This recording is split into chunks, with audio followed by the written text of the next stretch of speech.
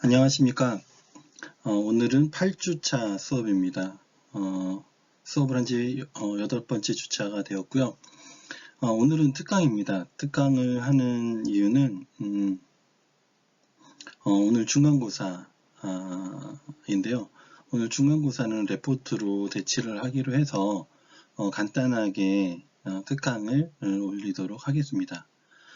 오늘 수업은 이제 시험에 나오는 건 아니고 그냥 살아가는데 우리가 이제 지금 현상에 대해서 몇 가지를 이야기를 하고자 합니다.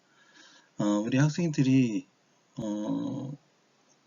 이제 지금 중간고사에 대해서 열심히 과제를 현재 제출한 친구도 있고요. 현재 열심히 작업을 하고 있는 친구들도 있을 것 같아요. 중간고사의 주된 평가 방법은 얼마나 그 부분에 대해서 고민을 많이 하고 관심을 가지고 집중을 했느냐 하는 부분이 가장 큰 포인트가 되고요. 그리고 이제 수업에서 했던 내용을 그대로 얼마나 잘 인지하고 있느냐, 잘 이해하고 있느냐 하는 부분이 아마 평가에 들어가는 내용입니다. 평가를 떠나서 지금 하고자 하는 거는 우선 세상을 바라보는 시야를 좀 더 유연하게 좀 바꿨으면 좋겠고, 내가 주변의 상황의 변화에 따라서 그 부분이 어떻게 변화가 되는지 그 부분도 잘 이해를 했으면 좋겠다 하는 부분 때문에 과제를 내었고요. 그런 부분은 이제 다음 시간에 한번 몇 가지를 언급을 하도록 하겠습니다. 자, 오늘은 통계에 대해서 몇 가지를 이야기를 해볼 텐데요. 통계라고 하는 부분은 우리가 많은 부분에 대해서 알게끔 해주죠. 특히 우리가 지금 하고자 하는 통계는 어떤 거냐면 실업률이라고 하는 부분이 있어요. 실업률은 지금 전체 실업률이 한 3.9%, 좀 늘어서 이제 4% 이렇게 되고 있는데요. 거기에 이제 가장 큰 문제는 뭐냐면 청년 실업률이 늘어나고 있다는 거예요. 그래서 청년 실업자가 매우 높아지고 있다. 그래서 여러 가지 이유가 있겠지만 청년들이 취업을 안 하는 상태, 어쩔 수 없어서 취업을 못하는 경우도 있지만 또는 취업을 안 하는 경우도 있는 것 같아요. 여러분들이 이제 취업을 하게 될 나이가 되면 여러분들은 어떤 선택을 하게 될지 잘 모르겠어요. 그렇지만 이제 전체적인 통계에서는 우선 청년 실업률이 매우 낮다 하는 매우 높다 하는 거죠. 그래서 이제 전체 실업률 중에서 청년 실업률이 높은 거는 청년들이 일을 안 하거나 아니면 일자리가 없거나 이렇게 되는데 여러 가지 상황을 보면 실업인 상태를 유지를 해도 괜찮다라고 생각하는 경우와 아니면 내가 원하는 눈높이의 직장이 없다. 아니면 내가 적성에 맞는 그러한 직업을 찾지 못했다 하는 부분도 포함이 되는 것 같아요. 그래서 내가 지금 하고자 하는 목표를 준비를 했는데 그 부분에 들어가지 못하면 실업에 있는 상태로 있게 되는 거죠.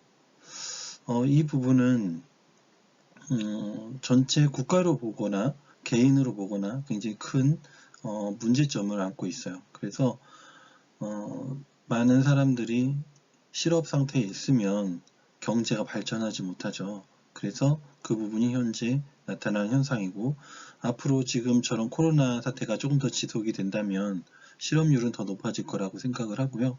그리고 본인의 눈높이가 있기 때문에 그 부분에 대해서 쉽게 내가 원하는 일자리가 안 나타나면 일을 안 하려고 하는 특징도 있고요.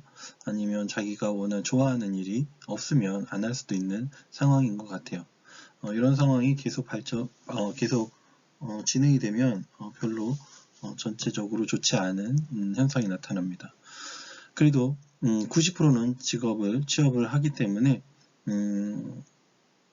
여기에서 있는 많은 친구들이 이제 취업을 하게 될 텐데요. 이 실업률이라고 하는 거는 현재 일을 안 하고 있는 사람들이 다 실업자로 실업률에 들어가는 건 아니에요. 여기에 실업률에 들어가는 사람은 내가 구직 활동을 하고 있는데 취업이 안 된 사람을 실업자라고 하고, 그 실업자를 실업률에 포함하는 거죠. 다시 말해서 내가 구직 활동을 안 하고 있다. 그럼 실업자가 아니에요. 그냥 근로를 안 하고 있는 그런 사람의 형태가 들어가죠. 그래서 여기에 있는 실업률보다 실질적으로 일을 안 하고 있는 사람은 더 많습니다. 무슨 말인지 이해할 거라고 생각을 하고요. 그 다음에 이제 실업률을 이제 부추기는 여러 가지 이유 중에 청년 실업 지원금도 있고요. 노인 일자리 사업에서 매월 50만 원씩 에서 200만 원씩 주는 것도 있고, 인턴십 제도도 있고, 코로나로 인해서 일자리 안정자금도 있고, 또는 실업의 상태에 되면 실업급여에 대한 부분도 있고, 여러 가지 실업에 대해서 안전하게 보호하는 정책들이 있습니다. 고용보험 가입자 수의 증감 추이가 있는데, 고용보험 가입자 수가 계속 늘어나고 있어요. 실업자는 늘어나는데 왜 고용보험 가입자가 계속 늘어날까요? 왜 늘어난다고 생각하나요? 고용보험 가입자 수가 늘어나는 것은 전체적으로 고용보험에 가입하는 사람이 늘어난 거죠. 다시 말해서 취업이 많이 돼가지고 고용보험 가입자 수가 증가된 게 아니라, 실업자는 늘어나는데 고용보험 가입자 수가 증가하는 것은, 예전에는 1인 사업자 또는 영세 사업자는 고용보험에 가입을 하지 않아도 됐는데 요즘에는 가입을 하게 됐죠. 의무적으로 가입을 하게 됐기 때문에 그런 제도에 의해서, 법 제도에 의해서 증가하고 있다. 이렇게 볼 수 있어요. 사업체주의 종사자 수가 전체 종사자 수가 있는데, 여기에 보면 1인 이상의 사업자 종사자 수가 점점 늘어나고 있어요. 그래서 종사자도 조금씩 늘어나고 있다 하는 것을 볼 수 있고요. 사업체 수는 중소기업이 99.9%예요. 그리고 대기업이 0.1%죠. 그리고 실제 거기에 종사하는 사람, 사업체 수 말고 종사하는 사람으로 보면 대기업에서 고용돼서 일하고 있는 사람이 지금 몇 프로가 되나요? 10% 정도 되죠. 10.2%가 대기업에서 일하고, 나머지 거의 90%, 90.2%는 중소기업에서 일을 하게 됩니다. 그래서 여기 있는 친구들 중에 약 10명 중에 1명은 대기업을 갈 거고 9명은 중소기업을 갈 수밖에 없는 구조가 되죠. 그렇게 되는 것을 보면 우리 친구들이 나중에 취업을 할 때 나는 대기업을 가고 싶어, 중소기업을 가고 싶어, 나는 일을 안 할 거야, 뭐 이렇게 세 가지로 본다면 대부분은 어디로 가고 싶어 할까요? 일을 안 하고 싶은 사람이 많을까요? 그렇지는 않겠죠. 일은 하겠죠. 일은 어떤 형태든지 하게 되는데, 대기업을 가고 싶어 할까요? 중소기업을 가고 싶어 할까요? 아니면 뭐 공무원이 되고 싶은 사람도 있겠네요. 많은 사람들이 대기업을 가고 싶은 사람들이 많은 것 같아요. 대기업이 무조건 좋다, 뭐 이렇게 할 수는 없지만, 그래도 대기업이 가면 복지나 또는 일의 강도는 높지만 연봉이나 여러 가지 안정적일 수 있다 하는 부분들이 장점이 있죠. 그럼 중소기업은 그렇지 않느냐? 그렇지 않은 경우도 있지만 그런 경우도 있어요. 그래서 이제 좋은 중소기업도 있고 그렇지 않은 경우도 있는데, 많은 사람들은 중소기업보다는 대기업을 가고 싶어 합니다. 대기업을 가고 싶어 하는데, 대기업이 전체가 한 10% 정도밖에 취업을 못하기 때문에 나머지는 중소기업을 갈 수밖에 없어요. 그러니까 눈높이가 안 맞죠. 나는 대기업을 가고 싶은데 중소기업밖에 갈 곳이 없어. 그러니까 안 가게 되는 그런 현상이 많이 발생을 합니다. 그러면 이것이 정상적인 형태냐 하는 거예요. 자, 우리나라가 대기업이 차지하는 고용에 대해서 비중이 10% 정도 되는 거예요. 그러면 미국은 대기업에서 고용하는 비중이 몇 프로가 될까요? 한 10%? 5%? 20%? 몇 프로가 될까요? 독일은 어떨까요? 독일은 중소기업하고 대기업하고 비교를 했을 때 대기업에서 고용하는 비중이 몇 프로가 될까요? 거기도 5%? 10%? 20%? 이렇게 될까요? 그렇지 않다는 겁니다. 미국에서 대기업에서 고용하고 있는 사람의 비율이 거의 50%에 가까운 사람이 대기업에서 근무를 하죠. 독일도 마찬가지로 거의 50%에 가까운 사람이 대기업에서 근무를 해요. 그러니까 전체 사회적으로 안정적으로 운영이 될 수 있는 상황이 되는 겁니다. 그러면 우리나라는 대기업이 몇 개 되질 않죠. 미국이나 독일 같은 경우에는 대기업의 숫자가 굉장히 많아요. 대기업의 숫자, 글로벌한 기업들이 많기 때문에 그곳에 가서 일을 할 수 있는 가능성이 많다는 거죠. 예를 들어서 한국에 있는 중소기업이 대기업이 되면 한국 사람을 쓸까요? 외국 사람을 쓸까요? 당연히 동일한 조건이면 한국 사람을 쓰지 않겠어요? 그래서 우리나라에선 대기업의 숫자가 얼마 되지 않기 때문에 대기업의 숫자가 더 늘어나야 대기업에 취업할 수 있는 가능성이 높아진다 하는 겁니다. 그래서 우리나라는 현재 대기업의 숫자가 적은 상태이고 그 적은 대기업이 지금 현재 10% 정도의 고용을 해주고 있는 상황이죠. 대기업의 숫자가 점점 늘어서 한 50% 정도의 고용의 인력을 대기업이 고용을 해준다면 굉장히 전체적으로 사회적으로는 안정적인 그런 형태의 사회가 될 것 같아요. 현재는 한쪽으로 너무 쏠림 현상이 발생을 하죠. 그러면 왜 많은 기업들이 대기업이 못 될까요? 여러분들은 만약에 창업을 했어요. 창업을 했는데 조그맣게 장사를 시작을 해서 조금 커서 소기업이 되고 중소기업이 되고 중견기업이 되고 그리고 나서 대기업이 되고 그래서 그룹의 회장이 되고 그러면 얼마나 좋을까요? 그쵸? 여러분들은 그렇게 하고 싶은가요?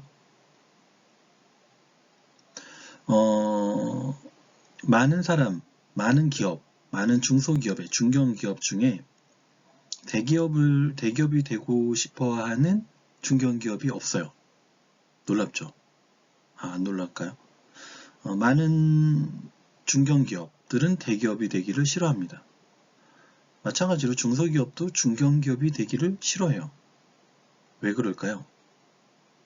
우리나라에서는 대기업이 되면 많은 규제가 따르고 책임이 너무 많고 과중하기 때문에 대기업이 되려고 하지 않는다는 겁니다. 대기업이 되면 많은 책임을 져야 되는데 그 부분이 감당이 어려운 거죠. 비단 예를 들면 네이버가 대기업이 되었어요. 매출액이 늘었기 때문에 대기업이 되었는데요.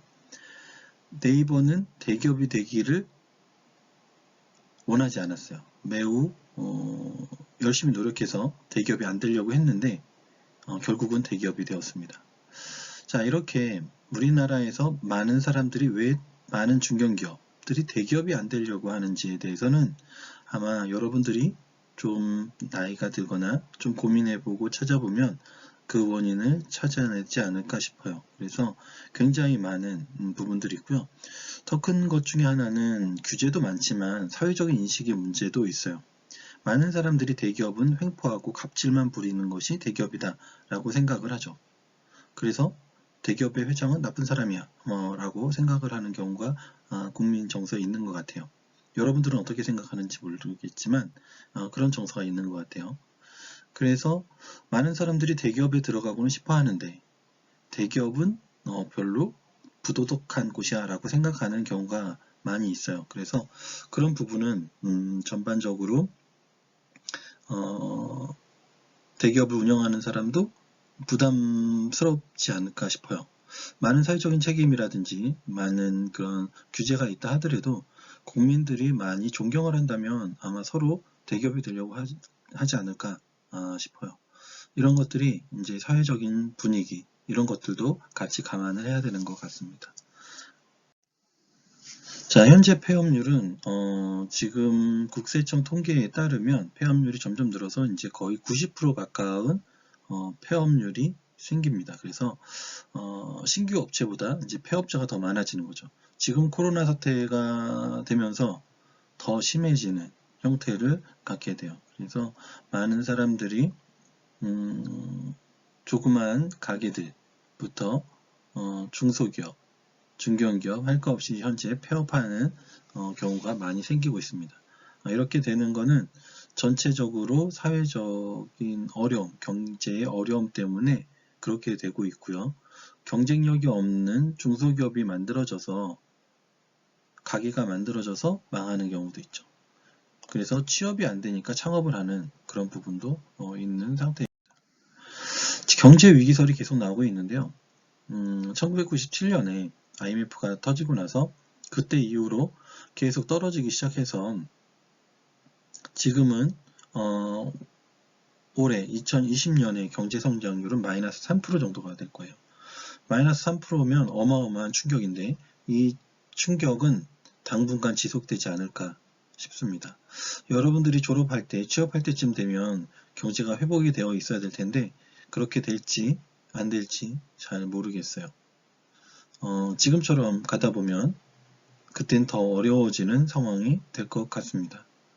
그래서 경제는 시간이 갈수록 점점 좋아져야 되지만 지금 대한민국, 우리나라를 보면 경제 성장률이 점점점 줄고 있는 상황이고 그것이 점점 앞당겨지고 있는 것이 현재 매우 두려운 부분 중에 하나입니다.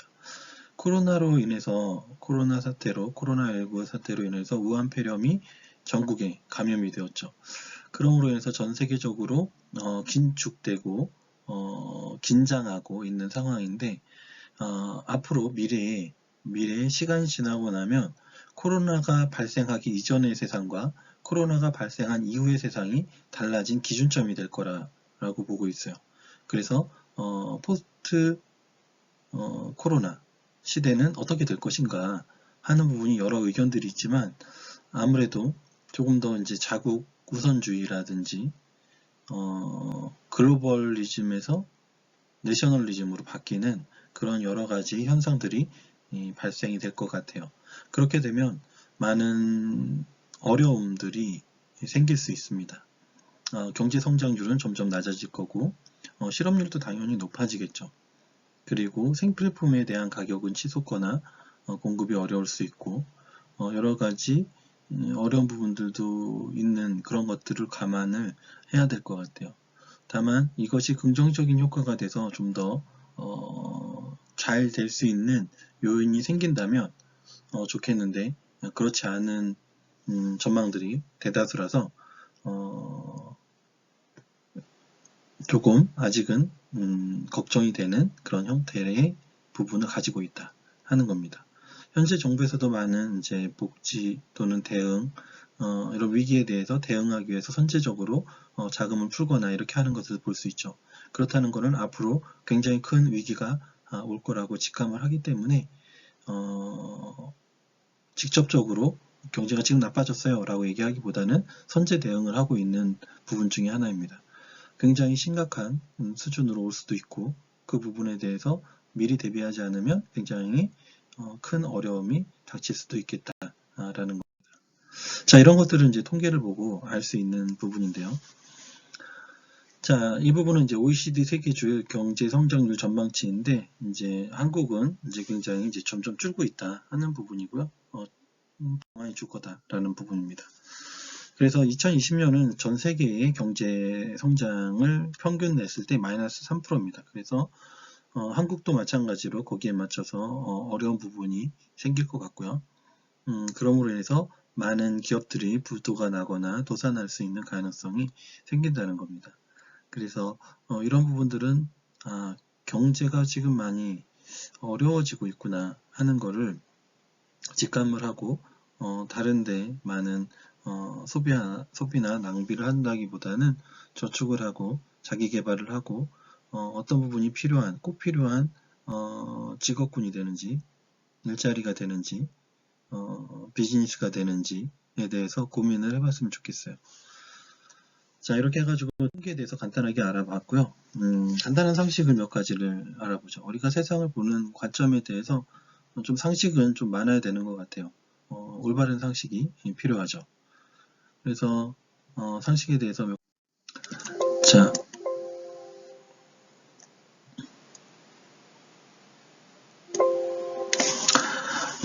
지금 이제 바로 넘어갔는데요. 지금 이제 여기에서 보면, 우리가, 대한민국은, 민주주의 국가죠. 민주주의 국가인데, 대한민국의 민주주의의 수준은, 결함이 있는 민주주의의 수준을 가지고 있어요. 일본도 마찬가지고요. 그래서, 미국도 마찬가지로 결함이 있는 민주주의로 나타나는데, 민주주의를 우리가 누리고 있는 이 상황에서, 아직까지는 대한민국이 조금 더 민주주의에 가야 된다 하는 부분이 있어요. 그럼 결코 민주주의가 꼭 정답이냐? 정답이 아니냐? 이런 또 논쟁이 있긴 한데, 우리는 당연히 자유로운 민주주의가 필요하다라는 것을 기본으로 갖고 있어야 되는 것 같아요. 자, 그러면 우리가 이제 우리가 민주주의다라고 하는 거는 기본적으로 내가 자유롭게 내가 표현을 할 수 있는 자유가 필요로 하죠. 그래서 내가 내 나름대로 표현하는 것을 가지고 다른 사람이 나를 구속하거나 제재할 수는 없죠. 그래서 내가 자유롭게 내 의견을 표출할 수 있는 사회, 그것이 이제 민주주의인데요. 이 민주주의라고 하는 거는 많은 사람들이 민주주의는 당연하지 라고 생각을 해요. 자유로운 거는 매우 중요한 거야. 의사결정도 민주주의로 해야지 이렇게 생각을 해요. 우리가 자유롭게 지금 살 수 있는 거는 여러분들의 조상들이 그것을 이루어 놓았기 때문에 가능한 겁니다. 우리나라는 민주주의 전에는 전체주의였죠. 왕이 통치하는 그런 세상이었고, 그때는 어떠한 표현을 자유롭게 할 수가 없었어요. 그래서 인신을 구속당하거나 이렇게 됐죠.